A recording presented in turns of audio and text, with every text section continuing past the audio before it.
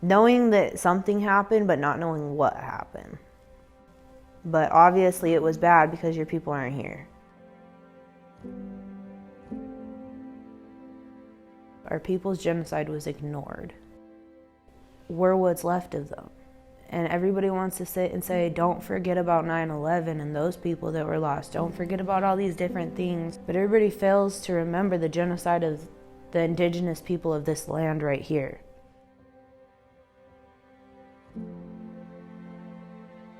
We're hurt. It's trauma, we're traumatized. And that generational trauma, it rolls down.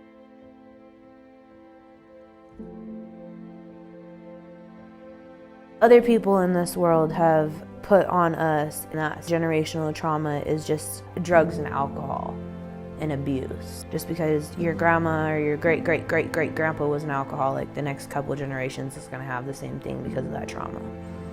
But little do they realize that my great-great-great-uncle was an alcoholic because he couldn't stop them from taking the land. And then they wonder why our people are so sick. And it's just sad that our people are so stuck on this generational trauma being alcohol and drugs. It's not that. It's the fact that our people had a way of life. And we were spiritual. We were connected to the earth and the sun and the moon and the animals. And everybody's so disconnected. People look at me weird because I feel connected. I've been taken off the reservation and put in the middle of El Cajon, the middle of the city, the middle of our desecrated land. And just that walking out my front door and not seeing the dirt, but knowing there's dirt under there that my people walked on. It's the spiritual disconnect of our people from the earth. That not knowing how to live life, that feeling of loss. Our people had a way, and our spirits still are attached to that, but torn from it. I just feel like the people are so lost, and that's part of the generational trauma. There's so much unknown in our history. And I think that part, it just kills us, because as young people, we sit and we wonder, okay, what are we supposed to do with our life? We need to do something that can help our people, but what do our people need? Everything's still so new to our people, and that's the part that is just so odd to me. Our culture is being brought back. Our language is being brought back. People fail to remember that or think about that.